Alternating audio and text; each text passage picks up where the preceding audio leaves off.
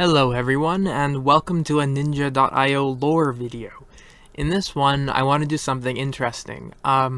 So you know how in the Ninja maps there are these weird things like, there'll be a random snowman, or like an alien ship, or even an alien. So I was just thinking like it'd be kind of fun to make lore as to how all of those little things got there and who's building them and stuff. So I wrote a little Ninja.io story. Yeah, I guess I hope you enjoy it, and I know it's cringy, but hopefully you'll have fun listening and watching. So yeah, thank you all for watching, and I hope you enjoy my Ninja.io lore. The Diary of Bob, the Ninja of Peace. Entry 1. Kill, die, repeat. Death is constant, and yet fickle. No matter how much damage you sustain, you'll be remade perfectly. I'm a ninja named Bob, just like everyone else. At least, I think I'm a ninja. Thinking is hard. It's better to focus on what's before you, which is, and always will be, fighting. I say that, but I'm a liar. The truth is, I can't stop thinking. I don't know why we fight, but we do. We have weapons, so why wouldn't we fight? None of us ever really die, so this won't ever end, but why should it? What would we do if not kill? Fighting gives us purpose and cause. Fighting gives us purpose and cause. That's something I say a lot. I run that scripted sentence through my mind constantly. I need to, or the thoughts won't stop. If I don't force an answer to fit, nothing will. The truth is, I don't understand anything. Everything confuses me, but one thing does so more than others. Whenever I'm reborn, I can feel weapons calling out to me. I feel like I can grasp them without touch, and I can summon them without fail. It's almost like a sixth sense. And yet, one weapon is different from all the others. In the midst of all the noise, I can hear a ball. A ball. Is it even a weapon? I've called to it before, even summoned it, but whenever I've attacked an enemy with the ball in hand, it's done nothing. I can't fire from it, I can't hit other ninja with it, and throwing it has no effect. It serves no purpose. So why does it call to me? Why can I summon it? What is the ball meant for? These questions have been haunting me for a long time now. I can force an answer to fit, but it doesn't satisfy me.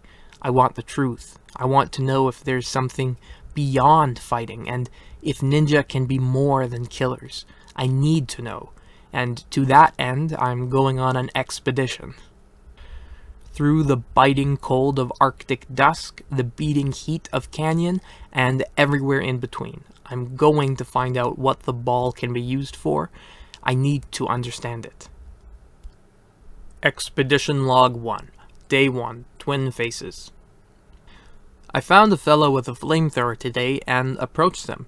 He seemed peaceful enough and was shooting fire into the air, but he showed no signs of aggression. Perhaps he was cold? I wanted to see how other ninja would react when confronted by the ball, and if they would view the ball as a threat. Paying close attention to the ninja's movements, I gently tossed the ball towards him. He just stood there like a tree, a menacing tree that breathes fire. The ball seemed to pass through him, as if he wasn't standing there at all, before being abruptly jerked forwards by his flames.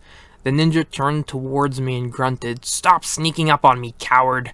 He then rushed me down, preceded by a wall of flame. It was a clumsy attack. I could do better. I knew I could.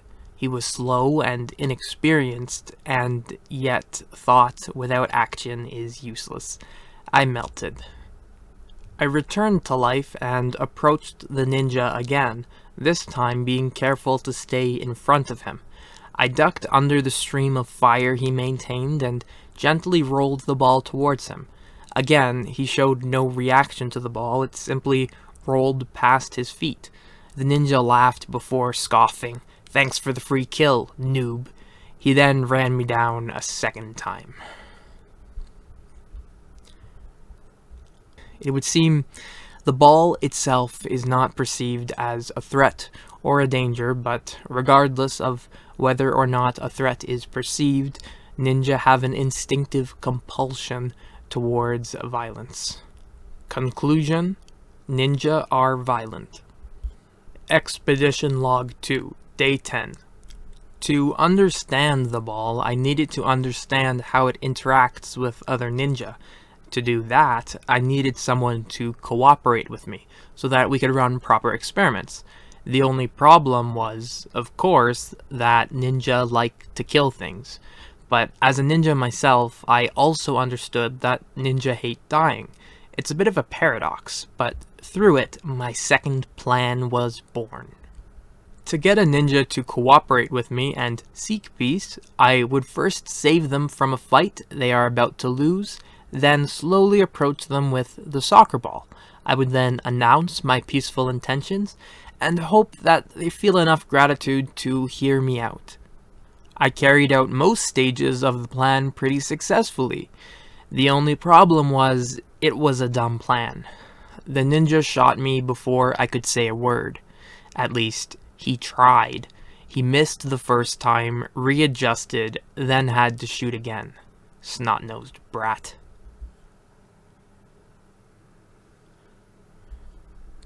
Conclusion: no progress. Maybe a disarmed ninja would be more willing to talk? Expedition Log 3, Day 30, Hunter. Today, I stole a ninja's weapon and tossed it aside. He tried to pick it up again, but I stopped him. Next, he tried to kill me using shuriken, but I gracefully dodged all three. It happened naturally. I was focused, absorbed by the moment, and fully aware. Finally, he paused. I was one with my surroundings, in a trance. I had no desire to speak, but I pulled myself out of my stupor and refocused. I looked to the unarmed ninja before me and asked him if he knew the purpose of the ball, what he thought about the possibility of peace between ninja, and if he would join me on my expedition. Noob. That was all he said in response before raising his fists and charging towards me. Clearly, I was about to be punched to death. But I couldn't take it. Not anymore. I was at my limit. I had been killed thousands of times by incompetent ninja who refused to listen to reason. I didn't want to die anymore. Not by their hand. Being killed by snot-nosed rookies who can barely hold their weapons is humiliating, and I couldn't take it anymore. Peace is fiction. I took a deep breath, and like a switch being flipped on, I slipped back into a trance. I was hyper-focused, but effortlessly so. It felt peaceful. I took a step back, took aim, and gunned him down where he stood. More came, but they were fodder. Nothing but fodder. I rampaged, but with grace. My mind was a conduit. I thought about nothing. I was empty. And yet, tactical decisions and calculations flowed through me like a river rushing through a valley. I knew what to do and when. Perfection without toil. I wish that moment could have lasted forever. I danced across the terrain, executing any who dared cross my path. No one in the lobby was a match for me. They were all so pathetic, so fragile. I killed them, they came back to life, and I killed them again, and again, and again, and again. It didn't necessarily feel good, but it somehow felt right. Fighting gives us purpose and cause. As those words ran through my mind, I was drowned in a wave of shame. Conclusion: I'm a failure. Expedition aborted. Entry 2. That expedition was years ago. During it, I tried using the ball in every way I could imagine, but they all just resulted in my death and no notable progress. Reflecting back on it now, I realized something. The ball holds a deep and meaningful value, not through utility, but through its very existence. The existence of something that isn't a tool of combat or a weapon inspires thought. Its very existence subtly encourages peace. If the ball didn't exist, I never would have even considered the possibility of anything beyond fighting. The ball hints at the existence of something beyond combat, and that holds value. Subtle influences can have impacts, and one day, if enough subtleties align in the right way, we ninja will know peace. But I won't be the one to champion that dream. I'm too weak. Instead, I will follow in the example of the ball by creating that which inspires thought, and inspires fellow ninja to stop and consider the why behind all the fighting. Just as the ball had an impact on me, I will create works of art throughout this world, which simply exist. I will build snowmen, hot air balloons, sculptures, and much more. I will litter this world of ninja with meaningless curiosities that inspire thought. Then, I will hope that someone stronger than me will be moved to break free of all the fighting and embark on the journey of peace to discover what, if anything, lies beyond combat. I'm too weak to go on this quest myself, but by building, I can encourage those stronger than me to undertake this task. I'm no longer Bob the Ninja, no longer Bob the Ninja of Peace.